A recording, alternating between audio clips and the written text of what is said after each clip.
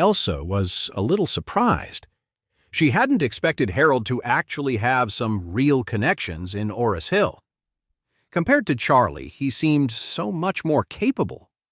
It seemed like getting to know Orris Hill through him would make things a lot easier for her.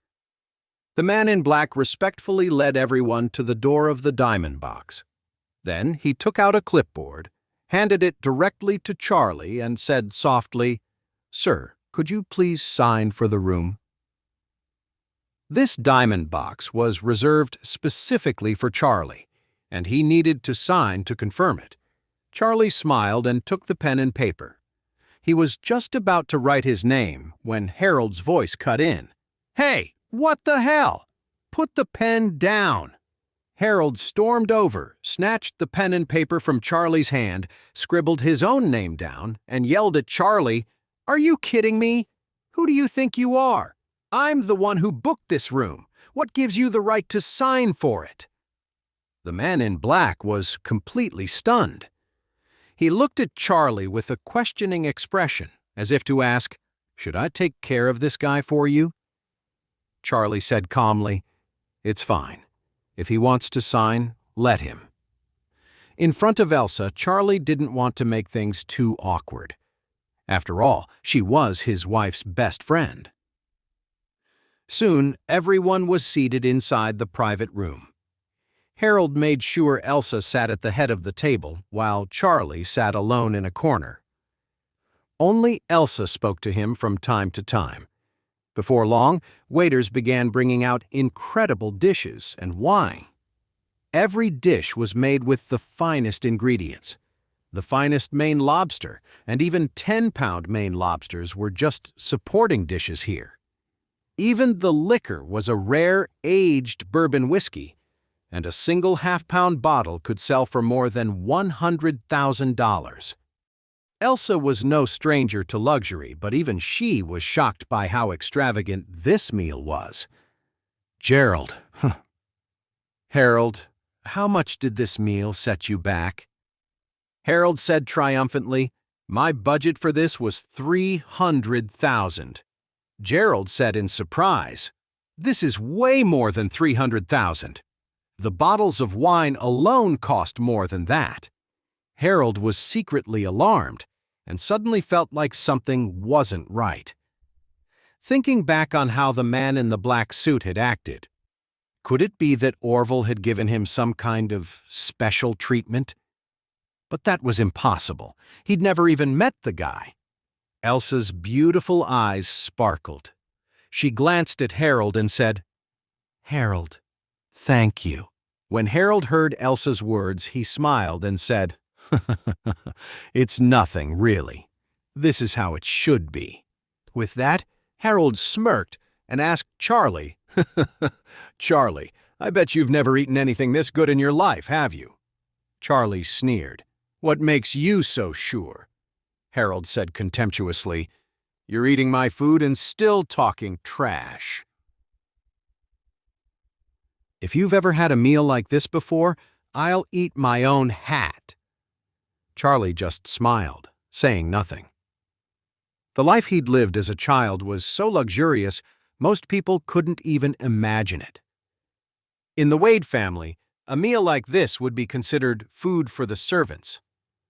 Seeing Charlie's silence, Wendy said angrily, "Charlie, what's with your attitude? How dare you talk to my brother like that? You want me to have you thrown out? Because I will. We're generous enough to let you eat with us, and you're acting like a total jerk. You're just a pathetic loser." However, at that very moment, the door to the private room was kicked wide open, and a harsh voice yelled, "Who the hell are you clowns? Who let you into this room?"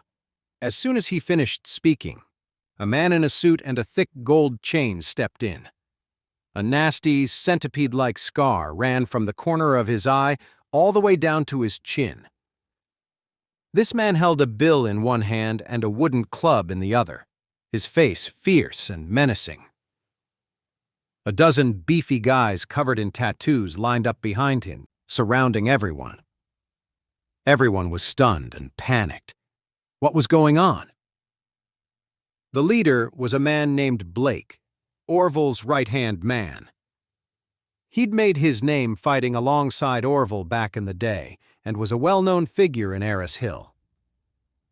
This time, Orville had told him that the extremely important Mr. Charlie would be using the diamond box at the mansion and that he needed to make sure everything was arranged perfectly. But he never thought that when he was checking on the rooms, he would discover that the diamond box was signed for by Harold Wilson. He was furious, but also terrified. He was raging that this damn Harold had taken over the room he had prepared for a very important guest. He was terrified. The real guests were on their way, and there was only one banquet table set up in the diamond box. If his guest of honor arrived and saw this, he was a dead man. What was he supposed to do? At that moment, Harold stood up and demanded, "What do you think you're doing? I reserved this room. Why are you busting in here making trouble?" Blake pointed a finger at Harold. "Are you Harold Wilson?" Harold nodded proudly. "I am," Blake said coldly. "Bring him to me." Hearing this, two huge, muscular guys grabbed Harold and dragged him forward. "What are you doing? Get your hands off me!" "Shut your mouth," one of the guys snarled, kicking the back of Harold's knee. Harold collapsed to the floor, kneeling directly in front of Blake. Blake's cold eyes stared down at Harold, his glare as sharp and chilling as a knife. The sign-in sheet was thrown right at Harold's head. Blake snarled, "Who gave you permission to use this room?" Harold, trying to act calm, said, "There must be some misunderstanding. I booked the gold box in advance, and I paid the $300,000 deposit." Gerald chimed in, "Yeah, what's your problem? Harold booked this room. Don't you guys have any rules?" Blake spat on the floor and then slapped Harold hard across the face. "The gold box? This is the damn diamond box, you moron. It's for our most distinguished guests. You think a piece of trash like you gets to be in here?" As soon as he said that, everyone froze. The diamond box? No wonder the room was so luxurious and the food and wine were the best of the best. It turned out they weren't in the gold box at all.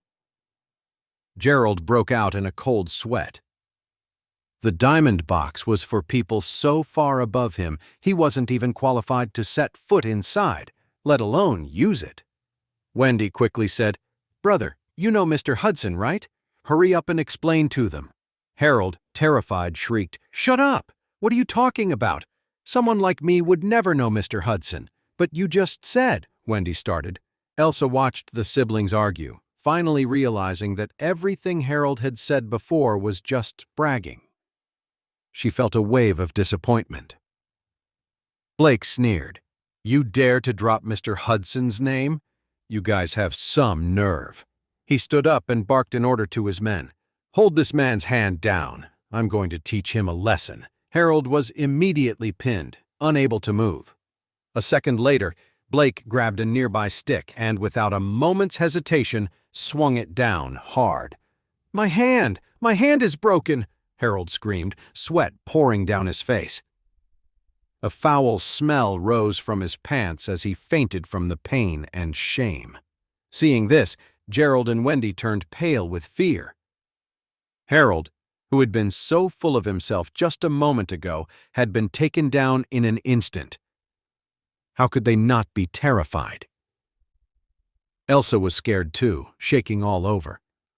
She hid behind Charlie and whispered in horror, "What are we going to do? Are they going to kill him?" Charlie patted her on the shoulder and said calmly, "Don't be afraid. I'm here. No one will touch you." Elsa glanced at Charlie, grateful. Even though she knew he couldn't possibly solve a problem like this, his words still made her feel a little bit safer. Blake kicked Harold, who was lying on the floor, and cursed, "What an idiot." Then Blake turned his head and looked at Gerald. "And you're the one who said I don't have any rules, right? Come here, you worthless piece of trash." Gerald was so scared that he started shaking.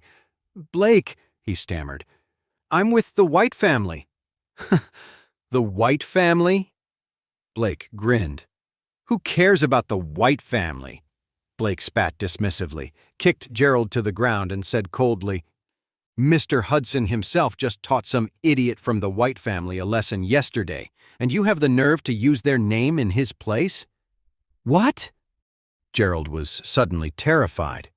He thought his brother had been attacked by some gangster, but he never expected that it was actually Orville who beat him. Just as that terrifying thought hit him, Blake raised the stick and slammed it down on his head. The world started to spin for Gerald. His head buzzed. Blood poured from his mouth and nose, and everything went blurry. Wendy screamed in horror. Gerald was her fiancé, her only ticket into the White family. If something happened to him, her life would be ruined. An ambulance! Someone call an ambulance! Wendy yelled, panicking. She shakily pulled out her phone, but she was too scared to even dial, so she just kept screaming. Blake frowned and cursed. You little brat, you dare make a call? Shut her up. Let's see how she talks then. Yes, boss. Hearing this, the men all grinned cruelly. Wendy panicked and scrambled backward, but her back hit the wall. There was nowhere to go. Get over here, a man with one eye said, viciously grabbing a fistful of Wendy's hair and yanking her up. Then, staring right into Wendy's face, the man drew his arm back, ready to strike. These guys were ruthless. They'd been fighting alongside Blake for years. In just a couple of hits, Wendy's face was swollen and bruised. A beating like that would leave permanent scars on her face. Even with medical care, it was basically disfigurement. Seeing how cruel Blake was, Elsa trembled again, pressing herself against Charlie's back. The two of them were huddled together. Just then, Blake spotted Charlie and Elsa in the corner and barked an order. And those two, beat them senseless. They dared to take over the diamond box I had set aside for my special guests. They're just as guilty. His goon didn't hesitate, reaching out to grab Elsa. I'd like to see you try and touch her. Charlie's eyes turned ice cold as he kicked the muscular goon to the ground. Seeing this, Blake's face darkened. Who the hell do you think you are? He snarled. Charlie said calmly, I'm someone you can't afford to cross. Kid, you've got a death wish. Charlie shook his head and dialed Orville's number. Mr. Hudson, I'm in the diamond box right now. Get down here immediately. After he said that, Charlie hung up and looked at Blake coldly. Elsa's face was pale. Harold had just bragged about knowing Mr. Hudson, and look how horribly that turned out. Now Charlie was saying such disrespectful things right to Blake's face.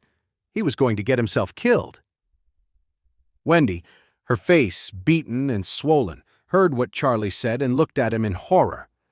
Was this idiot still trying to act tough? Was he trying to get them all killed? Blake sneered.